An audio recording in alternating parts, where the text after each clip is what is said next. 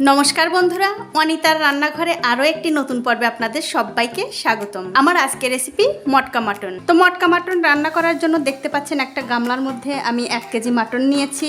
এখন এই মাংসটা আমি সব মশলা দিয়ে মাখিয়ে নেব। তার জন্য দিয়ে দিচ্ছি 4-5টা তেজপাতা, 2টো গোটা রসুন, 6-7টা শুকনো লঙ্কা, 4-5টা কাঁচা লঙ্কা, কিছু পেঁয়াজ কুচি। এখানে আমি 6-7টা পেঁয়াজ কুচি কুচি করে নিয়েছি, সেটা দিয়ে দিলাম।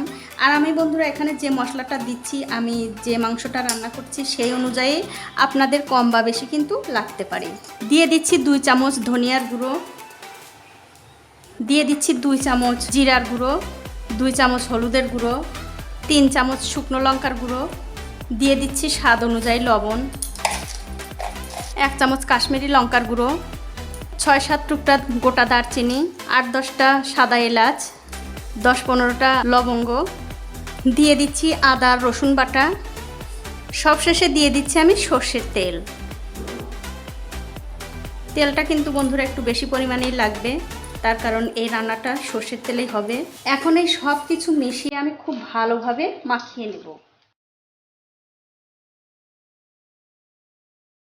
দেখুন আমার মাংস মাখানো প্রায় হয়ে গেছে, তবে বন্ধুরা আমার মনে হচ্ছে তেলের পরিমাণটা একটু কম হয়েছে, তার জন্য আমি আরেকটু তেল দিয়ে দিচ্ছি।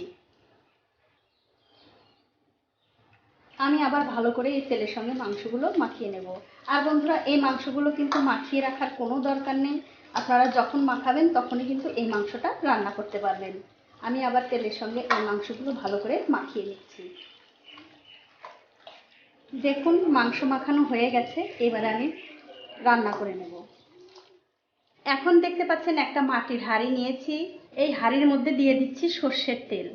বন্ধুরা আমি কিন্তু আগেই বলেছি এই রান্নাটা পুরো তেলে হবে, তার জন্য একটু তেলের পরিমাণ বেশি দিতে হবে, জল দেওয়া যাবে না। এখন এই তেলটা হাঁড়ির চারিদিকে ভালো করে ছড়িয়ে দিচ্ছি। ছড়িয়ে দেওয়ার পর মাংসের ভেতর যে মশলাগুলো আছে সেই মশলাগুলো আমি আগে দিয়ে দেব। এরকম করে বেছে বেছে আগে দিয়ে দিতে হবে। এখন আমি এই মাংসগুলো দিয়ে দিচ্ছি।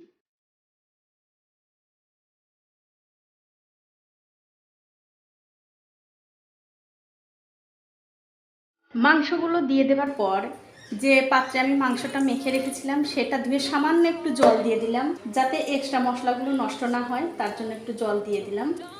এখন দেখতে পাচ্ছেন আমি একটু আটা মাখিয়ে নিয়েছি, এই আটা এই হাঁড়ির চারিদিকে লাগিয়ে দেব, যাতে ভাপ দেওয়ার সময় এই হাঁড়ির ভেতর থেকে ভাপটা বেরিয়ে না যায়।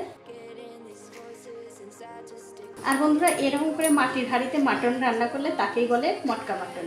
আর এটা রান্না করা কিন্তু খুবই সোজা, যারা কোনোদিন রান্না না করেছেন তারাও কিন্তু রান্না করতে পারবেন। এখন আমি একটা ঢাকা দিয়ে এটা খুব ভালো করে ঢেকে দেব, যাতে এর ভেতর থেকে কোনোভাবেই ভাপটা বেরিয়ে না আসতে পারে। দেখুন আমি খুব ভালোভাবে কিন্তু মুখটা বন্ধ করে দিয়েছি। এখন দেখতে পাচ্ছেন আমি একটা রুটি তাওয়া গরম করতে দিয়েছি, এই তাওয়াটা খুব ভালোভাবে গরম করে নিতে হবে।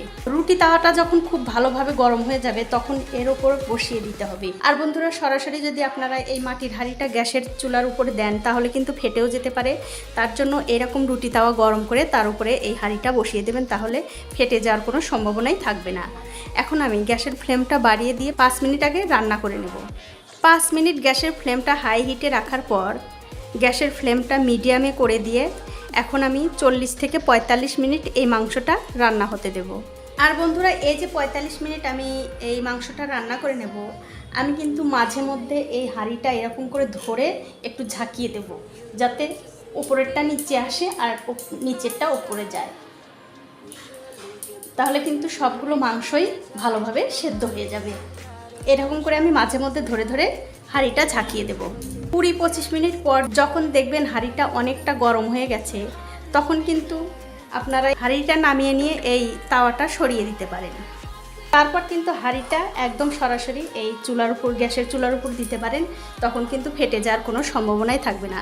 আর প্রথম অবস্থায় দিলে কি হয় বন্ধুরা, এই হাঁড়িটা ভেজা থাকে, তখন কিন্তু হাঁড়িটা ফেটে যাওয়ার সম্ভাবনা থাকে। আর এখন কিন্তু গ্যাসের ফ্লেমটা মিডিয়ামেই থাকবে। আর এইভাবেই আমি এই মাংসটা রান্না করে নিচ্ছি। ঠিক 45 মিনিট পর গ্যাসের ফ্লেমটা একদম লোতে দিয়ে আরও 10 মিনিট আমি এই তরকারিটা রান্না করে নেব। 10 মিনিট পর আমি গ্যাসের ফ্লেমটা অফ করে দিয়ে এই ঢাকাটা আমি খুলে নিচ্ছি।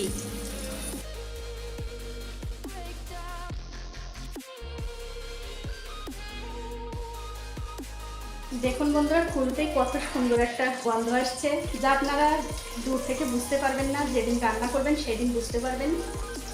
সব শেষে দিয়ে দিচ্ছি আমি একটু গরম মশলার গুঁড়ো।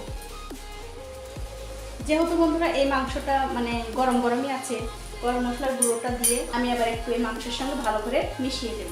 আর আপনারা চাইলে কিন্তু যখন মাংসটা মাখাবেন তখন গরম মশলার গুঁড়োটা দিয়ে দেবেন। দেখুন কত সুন্দর হয়েছে মাংসটা, আর মাংস কিন্তু একদম গলে গেছে। এখন আমি এই তরকারিটা একটু বেড়ে দেখাচ্ছি কেমন হয়েছে। তো এই দেখুন বন্ধুরা, হয়ে গেছে আমার মটকা মটন রান্না করা। ভিডিওটি যদি আপনাদের ভালো লেগেই থাকে অবশ্যই একটা লাইক, কমেন্ট আর শেয়ার করতে ভুলবেন না।